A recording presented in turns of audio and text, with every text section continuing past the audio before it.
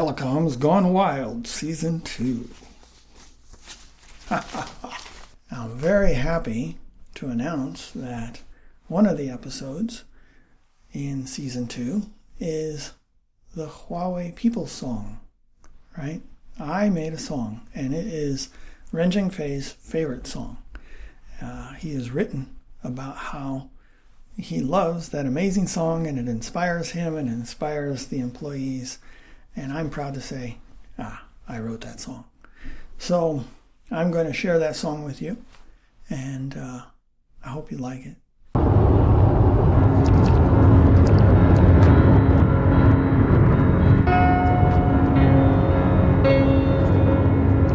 Huawei people are my people. We are holding up the sky. Dedicated, standing strong on that you can rely. We are from around the world and march as one in unity. Rising to our destiny. Making history every day. Oh, this is why we love Huawei. Huawei people are my people. We are holding up the sky. Dedicated, standing strong on that you can rely. You know, that song tells you who we are. I love it. Okay, breaking up the song into little pieces. Don't want to do that. Watch, listen, we'll get the whole song later.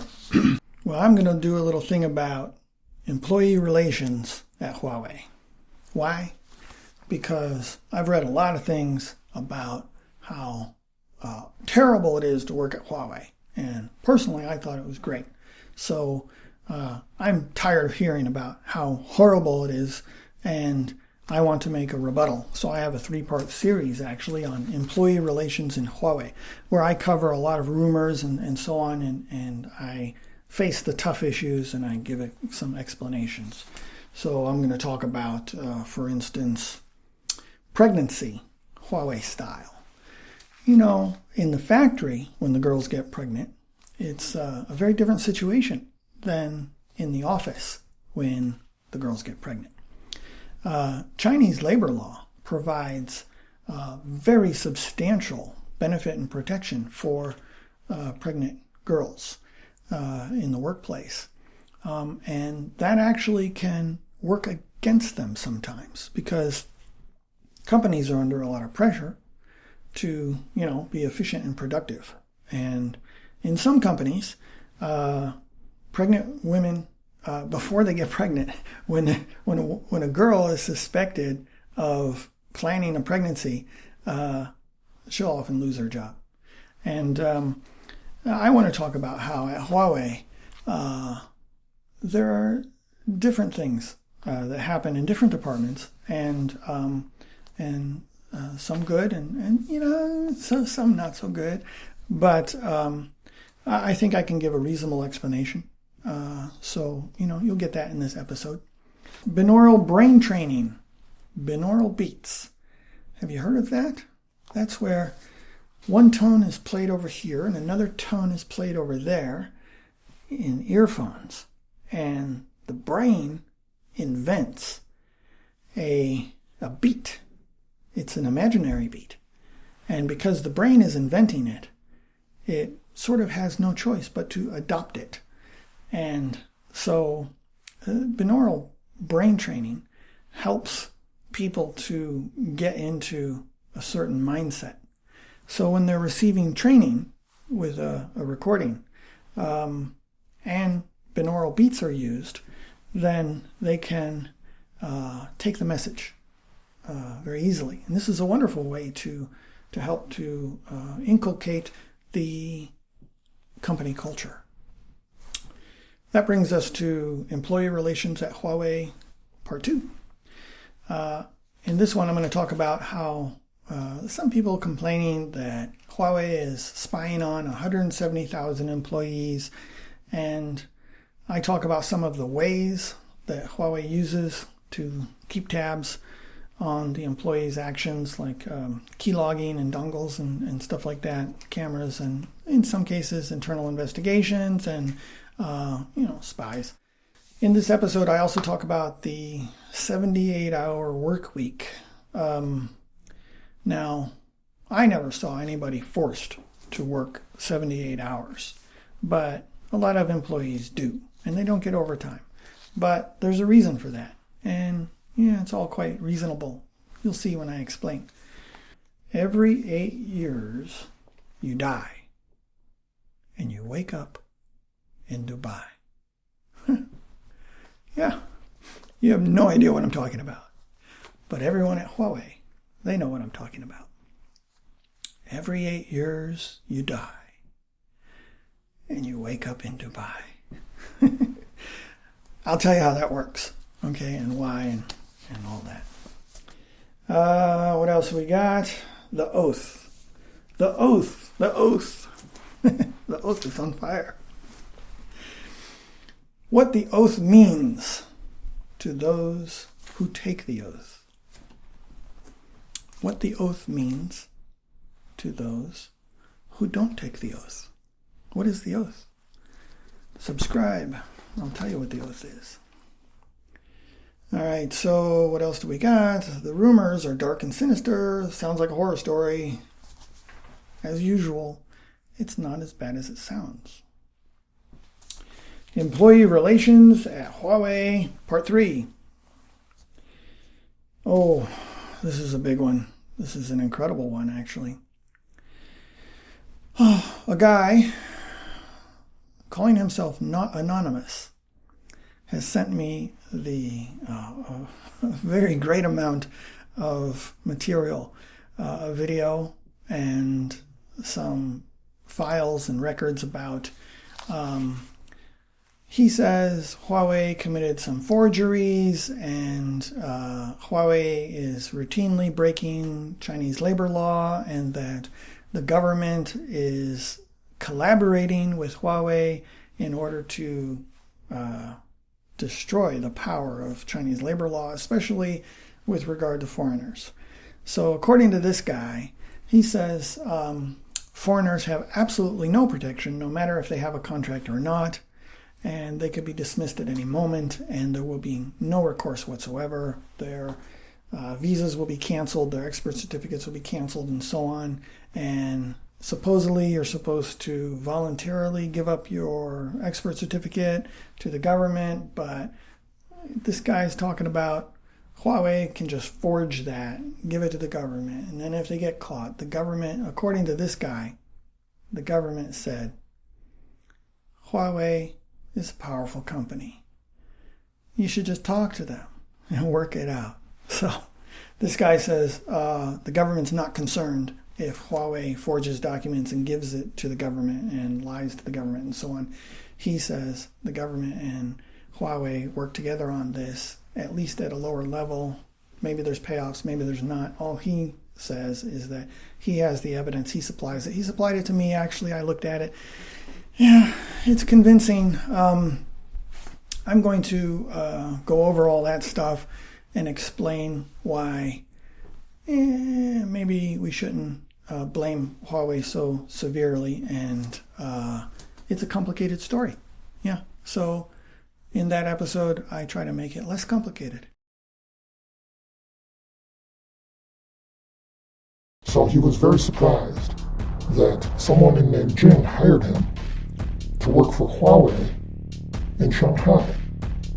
It's very strange. In fact, in China, it's against the law. Someone called me and said, you got the job, go to Arsha Xinjiang Chaolu. That's the address of Huawei's research and development facility in Shanghai. And someone in Nanjing hired him to work for Huawei in Shanghai. Very, very strange. Ian thought it was strange. And all of Ian's colleagues, they also thought it was very strange. You see, Ian had many colleagues who also were hired by third-party contractors in distant cities all over China. They thought this is very strange. But, of course, They had so much work to do, they didn't have much time to think about it. Well, I had time to think about it. You see, I also worked at Huawei. The necklace for the true Huawei employee. Okay, it's gray and there's a little red on it. This is the new, updated lanyard for the proper Huawei employee. Alright, this is special. This is the necklace of shame. This is the lanyard worn by third-party contractors.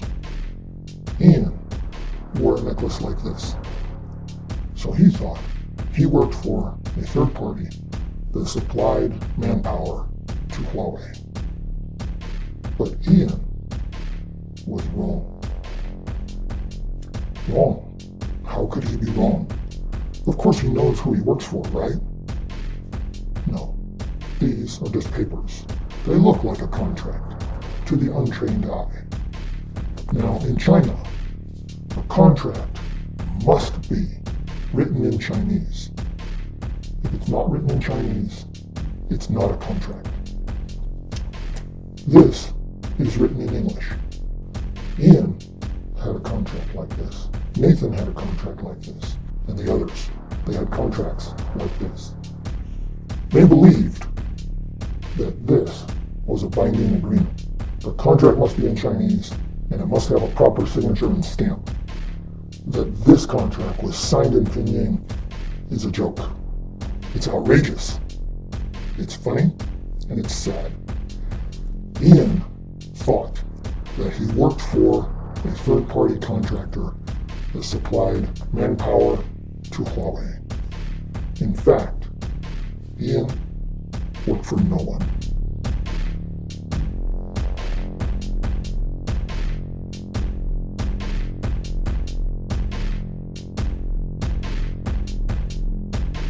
You walk in right here, and you ask them, I need my tax records because I need to pay taxes in my home country. I need a record of the taxes that I've paid here in China. Please give them to me. And they will put some information into their computer, and they might look at you and say, I'm sorry, there's no record that you ever paid any taxes. And if you're someone like me, you might further your investigation, talk to some lawyers, and ultimately, what you find out is shocking. Why would a famous company like Huawei be involved in this small-time tax theft? Why? For the money? No. Of course not. So then why? Well, it's simple. You see, the foreign colleague, he thinks he works for a third party. But as we now know, that relationship with the third party is illegitimate. It's not real. It's based on a fake contract. So, if there's any kind of labor dispute, when he starts talking to a lawyer, he finds out he doesn't even have a legal basis to remain in China. And you can't fight if you can't be here. And this is why foreign employees all around China working for Huawei are working on fake contracts and illegitimate relationships with third-party puppet companies.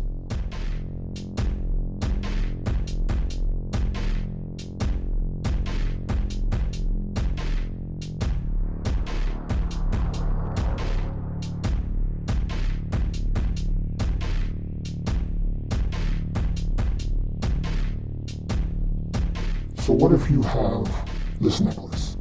What if you are the official Huawei employee? Their contract can be invalidated at will by Huawei. Well, that's strange, isn't it? We would think that a contract is a contract. It's a promise. And both parties will keep their promise under the law. But no. Not in China. Let me explain. In in order to work in China as a foreigner, you have to have a foreign expert certificate. So this made it very easy for Chinese companies to hire foreigners, especially experts who have technical expertise, who know technical secrets, and so on. Hire them, squeeze them for everything that the company could get, and if this foreigner is no longer of any use, cancel his expert certificate, terminate him, send him home. If he argues, he can go to the court. The court will support the fact that, hey, with no expert certificate, you can't be here. No expert certificate, no job. Sorry, that's the law. So this was causing more and more trouble and trouble with different governments and so on. Finally, Beijing says, no, you can't use this argument anymore. All right, so foreign workers are now protected under the law, right? No, unfortunately, no. It doesn't work that way with Huawei. In Shenzhen, Huawei's power is great, and the local court's power is not so great. So Huawei can pretty much do whatever they want. If you have a labor dispute with Huawei, if you're a foreigner, and you have a labor dispute with Huawei in Shenzhen, forget it. Okay? You can't win. You will have no protection at all. So when you go to the court, you'll find out suddenly that your expert certificate is canceled. And your own lawyer will say, well, it's the objective fact. No expert certificate, no job. And you can say, hey, wait a minute. I thought that the employee had to agree to let their expert certificate to be canceled. And your lawyer can tell you, that's true. Why did you agree? And you'll say, what? No, I didn't agree. And he'll inform you, well, it's a matter of evidence. They have the documents showing that you signed an agreement to cancel your expert certificate. And you'll be like, oh my God, am I in the Twilight Zone? What's going on? I didn't. So, what you do is you go to talk to the government. You can go to the Shenzhen Bureau of Foreign Experts Affairs. Okay, this is the address. You can talk to Ms. Wong or whoever you want to talk to. Okay, I took out her phone number, but the address is there. You don't need an appointment. You can go and talk to them. When we went in there, we went in strong. Okay, and we had papers from the court, and we took advantage, to tell you the truth. We went in there, and we got a lot of cooperation from the government. That was great. But what happened is, they gave us some evidence. They didn't give it to us. They showed us what we wanted to see, and we made copies, okay? And as soon as they saw what we were doing, and that we were fighting with Huawei, they tried to get those papers back, but we were not having it, okay? We got the evidence. It's here. We have forgeries. We have false statements made by Huawei to the government in order to abuse foreign workers so that the foreign worker can just be kicked out of China. It sounds really cruel, doesn't it? Yeah, that's because it is. This is the forgery. Here's a close-up. The court forced Huawei to pay for the handwriting analysis on this forgery. And at that moment, Huawei decided, okay, you know what? We're going to pull this evidence. So Huawei no longer wants to make the argument that because the expert certificate is canceled, therefore the worker cannot be here. So, worker wins, right? No. As you know, justice delayed is justice denied. So you can win at the first step, that's arbitration. And you can have a judgment in your hand that says it's a wrongful termination. But unfortunately, at the arbitration level, there is no power to force the company. That's what the judgment said. It said, wrongful termination, however, we have no power to enforce the law at this level. So what do? You go to court, the first level court. And there, you can fight. But there's a lot of other loopholes that the company can use, and they will delay. Okay? You're in China, right? And it's difficult to stay for years while the court case is going on. When you win in the first court, Huawei will appeal. Then you'll have to go to the second court. And that'll take another 1 or 2 years. How are you going to stay in China? Now, you may think there's no way to win. The government will not punish Huawei for forging documents in your name. If they want to punish Huawei for that, when they're caught red-handed, then that means Huawei can do anything they want. The court will not say, oh, okay, the employee wins because you faked some evidence. No. Justice delayed is justice denied. All foreign workers in China working for Huawei have no legal protection. Their contracts are worthless. They are in China temporarily. They have no future in the company. They will be squeezed of whatever juice they have and then disposed of. And the government in China allows Huawei to avoid the law. You know, in that episode, I give a reply to this not anonymous character. And, you know, I tell him that, hey, it'll all be worked out in the end.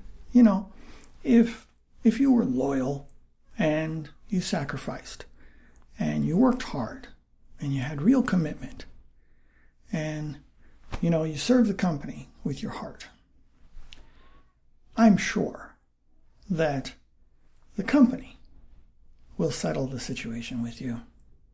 In fact, you know, I guarantee it, right? Because nobody likes to, do the wrong thing. Everybody wants to do the right thing. So if this non-anonymous guy was mistreated, I'm sure the company will figure that out and they'll do the right thing. Huawei After Dark. Okay, this episode is about some students come to learn at Huawei. Huawei will bring them from Africa and Europe and so on and teach them how to work in the ICT industry. And it's a wonderful opportunity for them to get hands-on experience. So they're like sort of an apprenticeship. And Huawei has brought, tens from different countries in Africa and also Europe and so on. It's been ongoing for a couple of years now. Well, the story here is that some of these students now are complaining to their parents. It's so embarrassing. Complaining to their parents and their home companies and so on, and their university, that they picked up STDs in China and they blame Huawei. And it's like so ridiculous because Huawei's just teaching them things, right? And Huawei's definitely not taking those guys to the, special entertainment. Definitely not. So those guys, after they're done working and learning for the day, whatever they do running around, go into the places where they shouldn't be going into, that's their business. And if anything bad happens, that's their own fault. But that episode explores the situation. I talk to some of the people involved and so on. You don't want to miss it. Remember, subscribe. Don't want to miss anything. Season 1 was pretty good. Season 2 is going to blow your mind. I mean, Season 2 is like 10 times more powerful than Season 1. We got everything from, friendly girls in Shenzhen doing their little special jobs, and we got the students, talking about all the fun they had in Shenzhen. And we got run-ins with the law, the bribery, the scandals. We got all that good stuff. Better than Season 1. More interesting. We got the not anonymous guy talking about all kinds of forgeries and stuff and showing us lots of evidence, which I'm going to show you. I want to remind you that if you send me material, right, I'm going to share it, okay? And you know that I am pro Huawei, but that doesn't stop me from sharing anything, because our way is all about both sides of the story, both sides. So if you want to praise Huawei, you want to send me something talking about how wonderful Huawei is, of course I'm going to share it. And if you want to send me material and you are criticizing Huawei and you're showing all kinds of bad, evil stuff about Huawei, I'm still going to share it. But I'm going to make a counterpoint. I'm going to speak on behalf, well, I can't speak for Huawei, but I'm going to say why I think it's not as bad as you say, right? So send me anything you want, okay? And I will share it with the whole world.